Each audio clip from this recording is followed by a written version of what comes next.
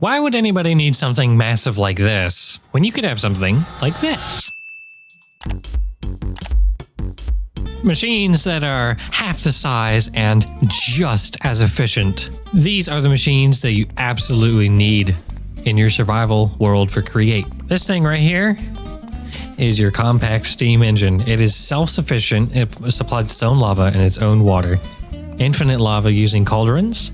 And this uses the Create Liquid Fuels mod. It creates at maximum power. It has about 16,000 stress units. It's not at 16,000 stress units because it's busy at the moment. But this thing is pretty nifty. It should work in older versions of Create.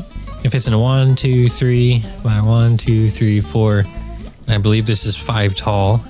This is just a branch off for power, don't mind.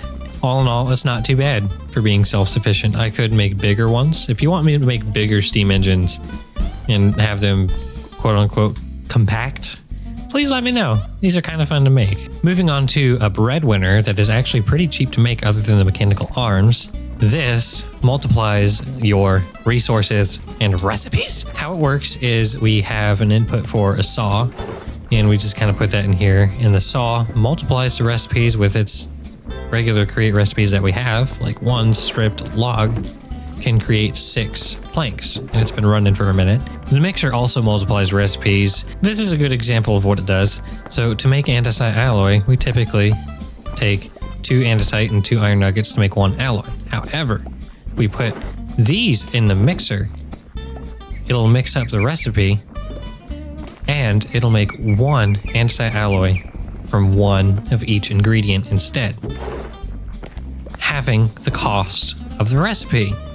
Isn't that nifty? This fits in a 3 by 1, 2, 3, 3 by 3 space. That's 1, 2, 3, 4 tall. Here's another good example of recipe saving. If you put a shaft in here as what is being made in the saw, and you put your andesite in, you can make 6 shafts from 1 andesite alloy. Versus if we craft it, it makes 8 shafts from 2 andesite alloy. And in here we have 12 from 1, or we have 12 from 2 or 8 from 2. This is kind of getting me excited for the bonus farm, and I can make 5 metals. Please do not forget to like and subscribe if you want to see more like it. This is awesome. Now we're moving on to the iron farm. I covered a video on this already, but this is updated. Now, this is a true 3 by 3 by 3. I removed the lava that was on the bottom here, added a smart chute at the top filtering flint, and now it drops it into lava. There's not a single block in here unused. And how much iron did it make? 1 iron nugget. 1 iron nugget, that's an ingot. It hasn't been running for very long and it's running very slow. There we go, that's better. Running at 256 RPM, this makes a lot of iron, yada yada. It does its thing. Overall, this is really efficient, especially space efficient. Moving on from the updated version of the iron farm to kind of a new farm that is a little bit less tiny and a little bit more optimized. Interesting. It's a tree farm, all right, and it's running backwards. It's no longer running backwards. So this tree farm is a 5 by 5 area. It needs to be tall. Yeah, I can't help that. It's a tree farm. Of course it's going to be tall. In a 5 by 5 area, it farms the trees. It's self-powered. It semi-processes all of the wood and materials that you get from it in one area. This here is, yeah, it's a concrete farm. We'll power it up so I could show you. Oh, wait, I forgot. Here you go. You power it up and it runs by itself. I have I have concrete in here just as an example.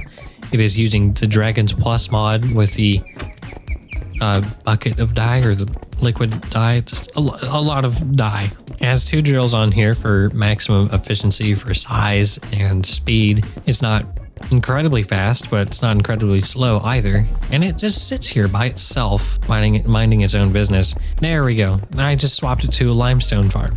How easy was that? Now it's getting limestone going. If I really wanted to, I could even break it. That's not exactly what I intended. What have I done? I'm gonna fix that. There we go. Ah, less chaos. This might work in older versions. It wouldn't have the fancy no lag system going on like this one does. You might, in older versions, it might only work with one drill, but it creates 6.0 plus. It works with 2. And that is the final farm. Kinda. Now, this bonus farm, I will have to admit, is not tiny by any means, but for what it does, kind of is. This makes 4 metals, and if you have the Create Crafts and Additions mod, it creates Electrum as well. This is an absolute monster. This is running off of Vanilla Create parts, but it uses Stamio's tweaks for the manufacturing, which I will highly recommend. Recommended. So before we start this thing up, we have to place water here, here, make sure the water is here, which is good. Is there anything else I'm missing? I think that's it. You should place trapdoors in here if you don't have the trapdoors already set. You will need to supply your own lava, but when you power it up, and this should work, this is a monster of a machine. I can't make that, like that's not an understatement either. It is a monster to work on, it is a monster to build, and it is absolute monster of a resource machine. This will make you rich beyond your wildest dreams. How this works, I have no clue. This just does stuff. It takes cobblestone from here and it crushes it into gravel. The gravel gets tossed into here. The gravel gets ground up into sand. Any extra bits go here. Sand goes into the haunter that's right here. Oh, there's some soul sand. Oh, swapped out for sand. The soul sand goes right here to be washed. The gold and extra bits go into here as well. The quartz goes over here. And then the quartz gets picked up from here and shoved into the crafter. The cobblestone from right here gets shoved into the crafter as well. And it makes a diorite.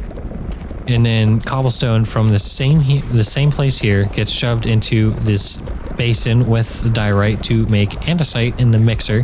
The andesite gets shoved over here into a depot that you cannot see. And the andesite on that depot gets shoved into another mixer over here that is connected to lava, which is also taking cobblestone from over there and shoving it into here, and it makes tuff. And then the tuff is taken from there and shoved into this mess somewhere right here. The tuff is shoved right here. It is crushed and it is put on this depot. This depot has the tuff, and that tuff is put into here, and then the tuff goes into... Wait, strike that. Rewind.